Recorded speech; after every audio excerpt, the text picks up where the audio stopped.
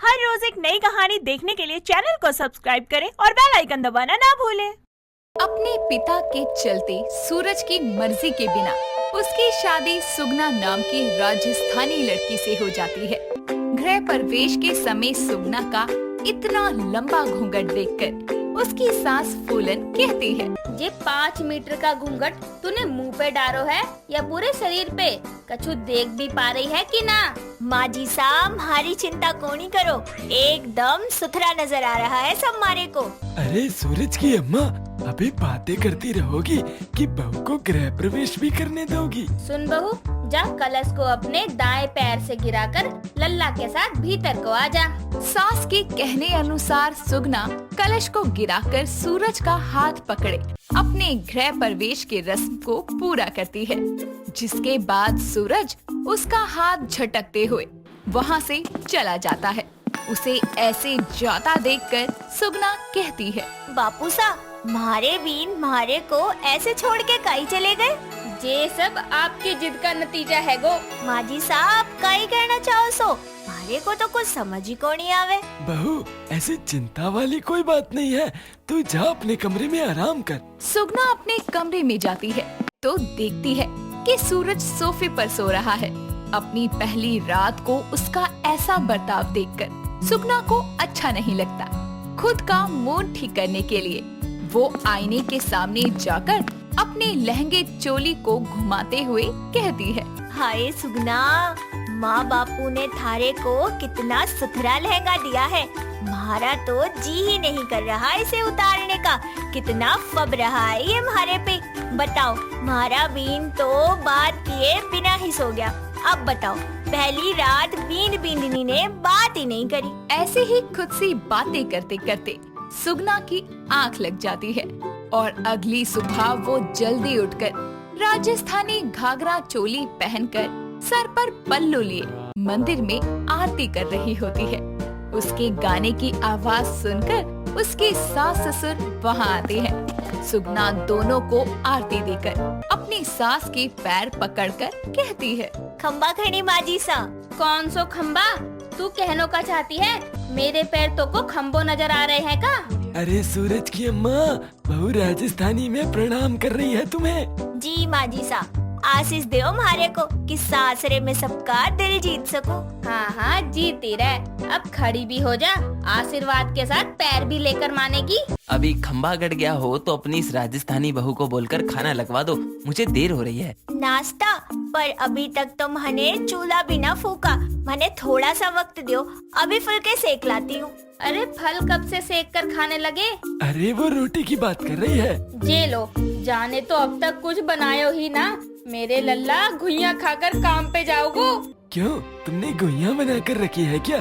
थोड़ा इंतजार कर लेगा तो बहू अभी बना कर ले आएगी। बाहर ही खा लूंगा, मैं चलता हूँ माँ। इतना कहकर सूरज ऑफिस के लिए निकल जाता है। इस बात से सुगना दुखी हो जाती है और रसोई में चली जाती है। काम करते हुए वो खुद से बात करती है, आज सूरज जी हमारी वजह से खाली पेट चले गए। भले वो हमारे से बात न करे, पर हूँ तो मैं उनकी बींदनी, हमारे को तो ख्याल रखना चाहिए था ना। कोई नहीं, आज मैं उनके सामने अपने सबसे बढ़िया वाली चुनरी पहन के जाऊंगी। शाम के समय सुगना बढ़िया सा घाघरा चोली और उस पर छिट वाली चुंदड़ी पहनकर कुछ ज्यादा ही मेकअप कर लेती है।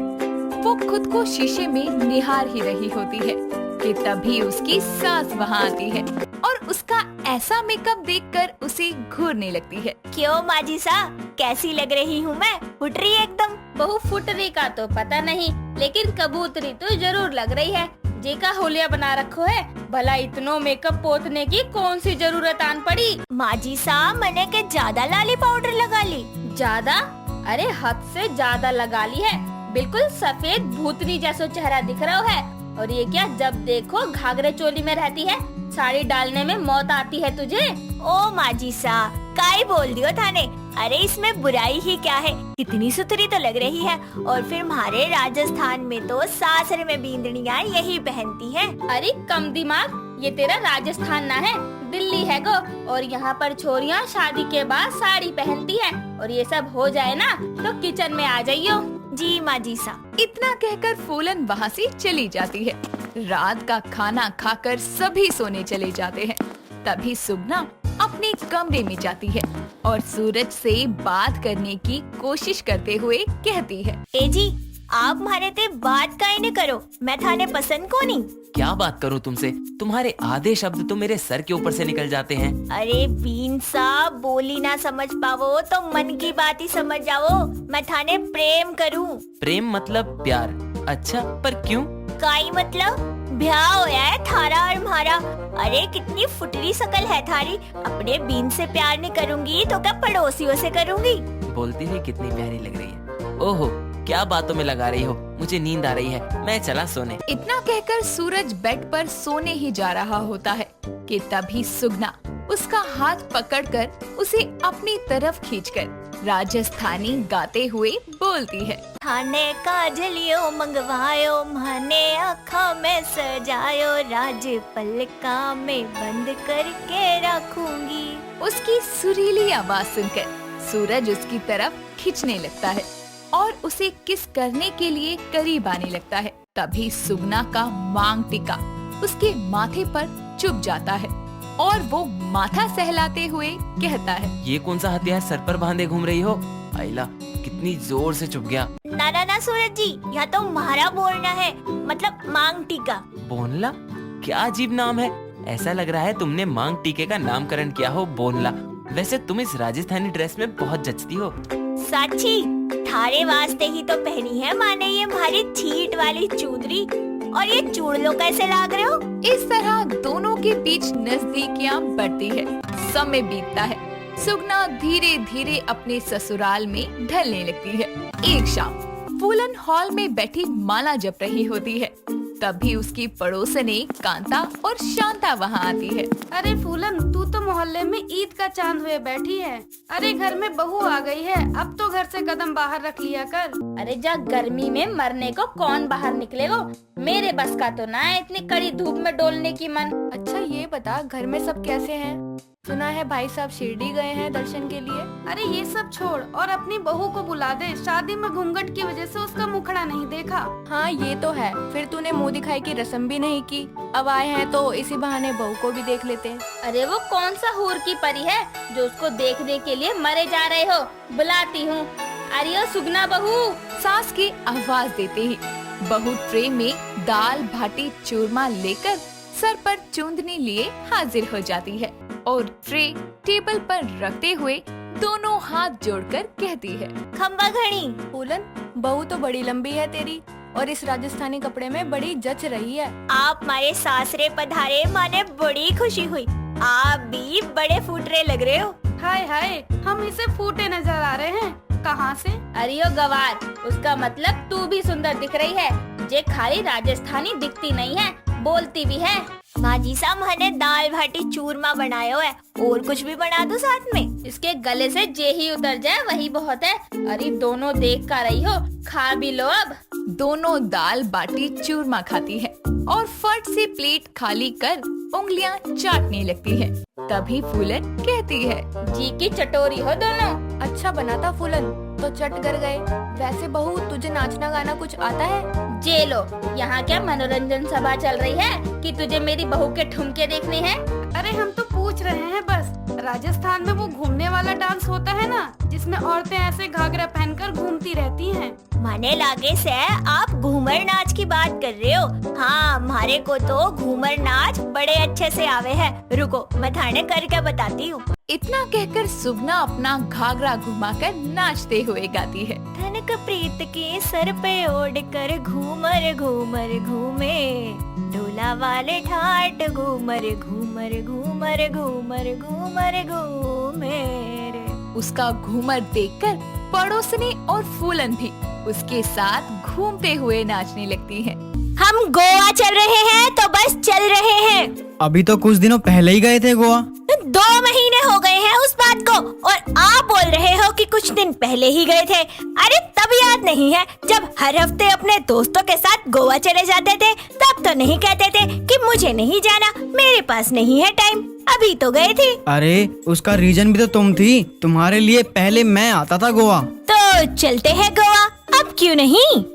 देवी, क्योंकि अब तुम मेरे पास हो, और जब तुम मेरे पास हो तो मैं गोवा क्यों जाऊं? अब आप मुझसे प्यार नहीं करते हैं।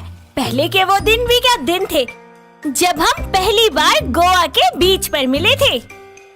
प्रगति सागर को पुराने दिन याद दिलाते हुए उन दिनों में खो जाती है कि आखिर किस तरह वो हर रोज की तरह अपनी छोटी बहन पारुल के साथ मस्ती करते हुए सुबह सुबह मॉर्निंग वॉक के लिए गोवा के बीच पर गई हुई थी, जब सागर अपने कुछ दोस्तों के साथ गोवा घूमने आया था और वहीं उन दोनों की पहली मुलाकात हुई थी, जब सागर प्रगति को देखकर गाना गाने लगा था।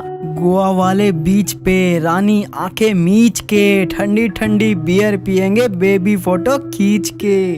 सागर उसे देखकर गाना गा ही रहा होता है कि तभी प्रगति उसके पास आकर उससे गुस्से में बोलती है, अच्छा बेटे, बहुत फोटो क्लिक करवानी है, इधर आओ, मैं करवाती हूँ। एक मस्त सा पोज बनाती हूँ तुम्हारी गाल के ऊपर, आओ तो जरा। इतना बोलकर वो अपनी चप्पल उतारने लगती है कि तभी सागर उससे डरते हुए कहता है, अरे मैडम, आप तो गुस्सा हो गई, मैं तो बस इसी बीच पर मजे ले रहा था सच में, और गाना याद आ गया।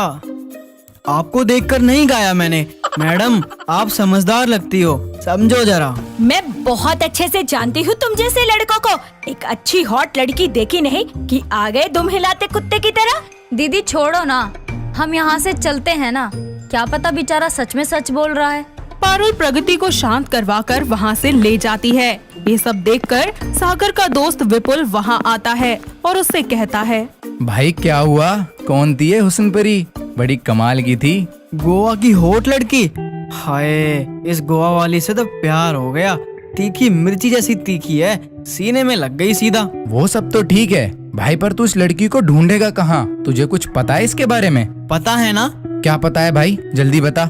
यही कि ये गोवा की है और ये यहाँ सुबह सुबह अपनी बहन के साथ आई थी। अरे वाह बेटे, तुझे तो बहुत कुछ पता है। फिर तो तुझे ये भी पता होगा कि तेरी ये पहली और आखिरी मुलाकात है इस लड़की के साथ। शक्ल अच्छी नहीं है, कम से कम बात तो अच्छी किया करो। तुझे नहीं पता पर मुझे पता है, वो कल भी यहाँ आएगी, देख लियो। इतना बोलकर सागर अपने होटल में चला जाता है और विपुल भी उसके साथ चला जाता है, जहां वो उससे गोवा घूमने की बातें करता है। पर सागर नहीं जाता और अगली सुबह जल्दी उठकर बीच पर जाकर बैठ जाता है, जहां प्रगति फिर से मॉर्निंग वॉक के लिए आती है और सागर को देखकर बुरा सा मुंह बनाकर वहां से जाने लगती है। तभी सागर उसके पास जाकर उससे बोलता है, सुनिए मैडम, आपको लगता है मुझे आपसे माफी मांगनी है। वैसे मैं इंसान बुरा नहीं हूँ, पर कल कुछ ऐसा हो गया कि आपकी नजरों में बुरा बन गया, पर फिर भी आपको बुरा लगा तो मैं आपसे माफी मांग लेता हूँ। अरे नहीं नहीं, कोई बात नहीं, शायद गलती मेरी भी है। मुझे एक बार आपकी बात सुन लेनी चाहिए थी। चलो जो हुआ सो हुआ, भूल जाइए। इस तरह दोनों में बातें शुरू हो जाती हैं, पर सागर की 3 दिन की गोवा की ट्रिप खत्म हो जाती है और उसे अपने घर पुणे वापस जाना पड़ता है। पर पुणे जाने से पहले वो दोनों एक दूसरे के साथ कांटेक्ट में आ जाते हैं, जिसके बाद वो लोग दूर होकर भी एक दूसरे से अक्सर घंटों घंटों फोन पर बातें किया करते और जब भी सागर को टाइम मिलता वो प्रगति से मिलने गोवा चला जाया करता। ऐसे ही 2 साल बीत जाते हैं, दोनों हमेशा के लिए एक हो जाते हैं और एक दिन प्रगति उससे गोवा जाने की जिद करती है, पर सागर नहीं मानता, जिस पर प्रगति उससे बोलती है, आया कुछ याद? 2 साल हो गए हैं, 2 साल। अरे यार, तुम तो नहा धोकर ही पीछे पड़ गई हो मेरे। अरे कभी तो बख्श दो। बख्श दूंगी, लेकिन तब जब आप मेरे साथ गोवा चलोगे।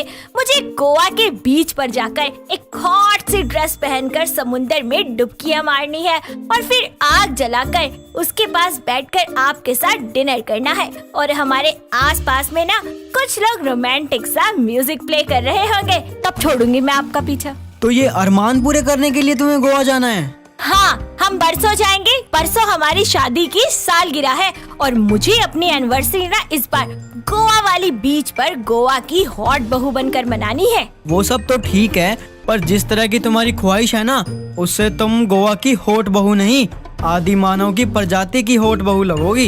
ये बोलकर वो वहाँ से चला जाता है और प्रगति गुस्से में लाल पीली होकर वहाँ से सोने के लिए चली जाती है और सागर से बात करनी बंद कर देती है। अगले दिन सागर ऑफिस के लिए लेट हो रहा होता है, जिस पर वो प्रगति से कहता है, प्रगति यार मैं ऑफिस के लिए लेट हो रहा हूँ, मेरा लंच कहाँ है? मेरी तबीयत कल से कुछ ठीक नहीं है, इसलिए मैंने खाना नहीं बनाया। तुम बाहर से कुछ खा लेना और रात के लिए भी ले आना। ये प्रगति मेरी प्रगति नहीं होने देगी। सागर चुपचाप ऑफिस के लिए निकल जाता है और रात के लिए बाहर से ही खाना लेकर आता है। खाना खाने के बाद सागर प्रगति से कहता है, हम कल सूरत जा रहे हैं। अरे सूरत देखी है आपने अपनी सूरत जाने वाली? अरे कल हमारी शादी को 2 साल हो जाएंगे और अगर कल आप मेरे साथ गोवा नहीं गए ना तो मुझे आपकी इस गंदी सूरत के साथ ना सूरत घूमने का कोई शौक नहीं है। यार पैसे नहीं है और गोवा यहाँ से दूर भी तो है, इसलिए सूरत चलो। सागर उसे बहुत मनाता है लेकिन वो नहीं मानती और आखिर में अपनी कसम देकर उसे मना ही लेता है, जिसके बाद वो दोनों सूरत के लिए निकल जाते हैं। पर सागर उसको सूरत ना ले जाकर गोवा ही ले जाता है और सब कुछ वैसे ही डेकोरेट करता है जैसा कि प्रगति चाहती थी। उसका ये गिफ्ट देखकर प्रगति बहुत ही ज्यादा खुश हो जाती है और जल्दी से जाकर दोनों अपनी ड्रेस चेंज करके वहाँ आते हैं। साथ ही वहाँ पर बज रहे म्यूजिक की धुन सुनकर वो दोनों एक दूसरे के साथ नाचने लगते हैं और आधी रात में दोनों बीच पर अकेले समुद्र के किनारे लेटकर चांद को देखकर अपने अच्छे अच्छे लम्हों को याद करते हैं और एक दूसरे से वादा करते हुए बोलते हैं, सागर तुम बिल्कुल नहीं बदले, तुम आज भी मुझसे उतना ही प्यार करते हो जितना पहले किया करते थे। मैं वादा करती हूँ कि मैं आज से तुमसे कभी नहीं लड़ूंगी और तुम्हारी सारी बातें मानूंगी, पक्का। और मैं भी तुमसे वादा करता हूँ कि मैं भी तुम्हारे साथ हमेशा ऐसे ही रहूंगा और ऐसे ही तुम्हारी सारी विश पूरी किया करूंगा। इस तरह वो दोनों गोवा में बिताए एक बहुत ही ज्यादा अच्छे लम्हे को अपनी जिंदगी का हिस्सा बना लेते हैं और इस तरह लड़ते झगड़ते एक साथ खुशी खुशी अपनी जिंदगी में आगे बढ़ जाते हैं। प्रीति अपने पति से नाराज होकर बैठी हुई थी।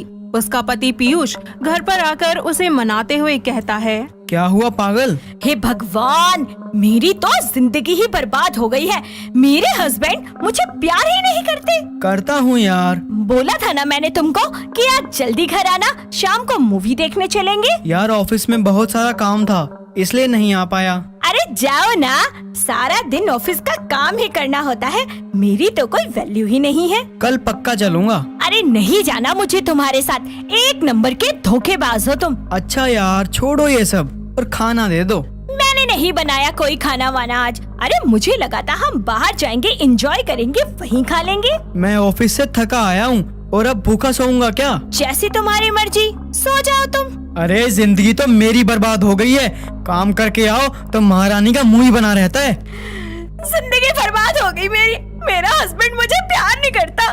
पीयूष गुस्से में वहाँ से चला जाता है और रात को घर से बाहर जाकर अपने लिए मैगी खरीद कर लाता है और खुद ही उसे अपने हाथों से बनाकर और खाकर सो जाता है।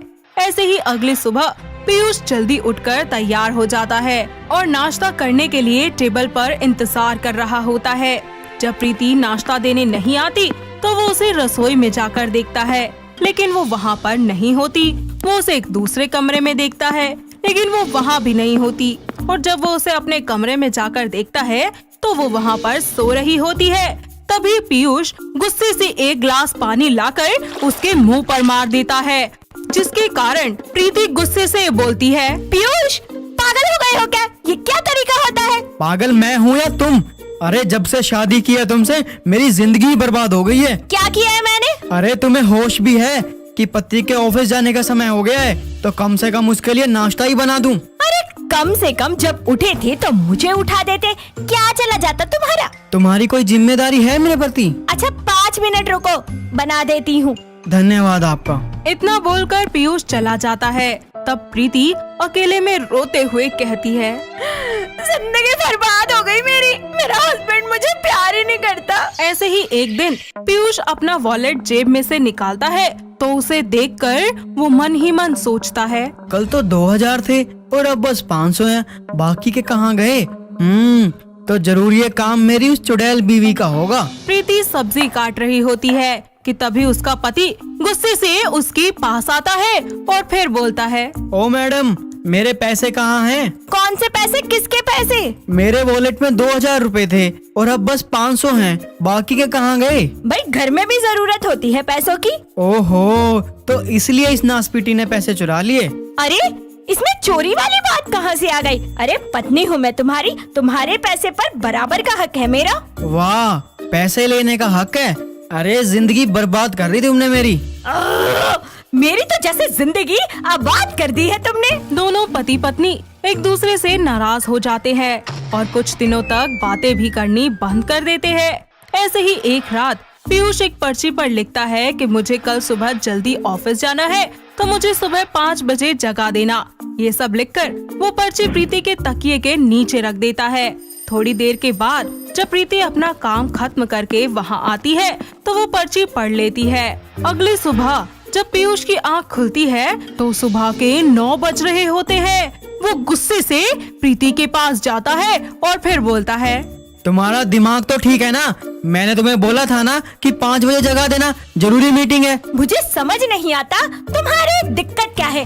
गलती करूँ तब बोलते हो, ना करूँ तब भी बोलते हो, कुछ करूँ तो भी बोलते हो, कुछ ना करूँ तो भी बोलते हो। अरे चाहते क्या हो? तुमने मुझे जगाया क्यों नहीं? प्रीति उसका हाथ पकड़कर कमरे में ले जाती है और उसके तकिए के नीचे से एक पर्ची उठाकर उसे पढ़ते हुए कहती है, मेरे प्यारे पतिदेव, सुबह के 5 बज चुके हैं, जल्दी से उठ जाइए।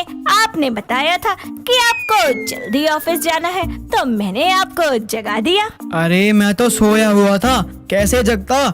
हे प्रभु, कभी किसी को ऐसी पत्नी मत देना। हाँ, सारी कमियां तो मेरे ही अंदर है। अरे तुम तो सर के बालों से लेके पैर के नाखून तक परफेक्ट ही परफेक्ट हो। मेरा बॉस अब मुझ पे कल गुस्सा होगा। जिंदगी बर्बाद करने वाली बीवी मिली है। अरे जाओ ना, तुमने तो जैसे मेरी जिंदगी में खुशियों के फूल बीज दिए हैं नए नए। अपनी गलती तो दिखती नहीं। अगर मैंने वो पर्ची नहीं पढ़ी होती तो फिर बोलने का तरीका खुद को नहीं आता, आए बड़े मुझे समझाने वाले। दिल तो कर रहा है कि सर फाड़ दूं। जिंदगी बर्बाद कर दी है मेरी। इतना घटिया पति मिला है मुझे।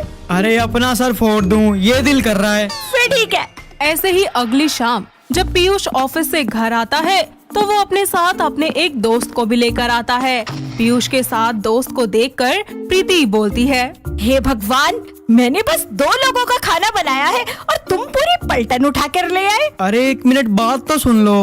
अरे क्या सुनूं मैं? यार कम से कम बता तो देती। ऐसे थोड़ी ना होता है, जब चाहे जिसे चाहे मुंह उठाकर ले आओ। अरे 1 मिनट सुन तो लो। क्या सुनूं मैं? और क्या सोच रहे होंगे तुम्हारे दोस्त? अरे मैं कितनी बेकार बीवी हूँ।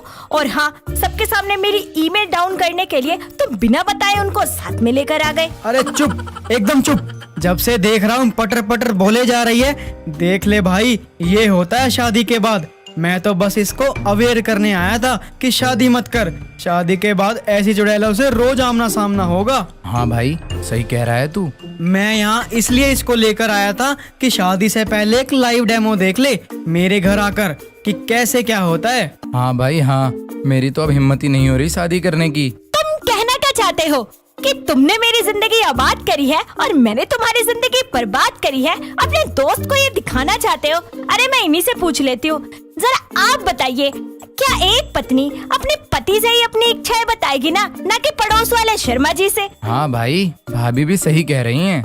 तुम मेरी साइड है या इसकी? नहीं भाई, मैं तेरी साइड हूँ और ये मैं अच्छे से समझ चुका हूँ कि शादी के क्या साइड इफेक्ट होते हैं, और मैं कोई शादी नहीं करने वाला। तुम दोनों अभी के अभी घर से बाहर निकलो, और हाँ, आज खाना बाहर ही खाना और घर में मत आ जाना। पर प्रीति, अभी तो तुमने कहा कि मेरे लिए खाना बना है। बना है नहीं, बना था। जो तुमने अपने दोस्त के सामने मेरी बेइज्जती की है ना, उसको मैं कभी भूलूंगी नहीं। इतना सुनकर पीयूष अपने दोस्त के साथ वहाँ से निकल जाता है और रात का खाना बाहर ही खाता है। ऐसे ही एक शाम पीयूष ऑफिस से घर आता है।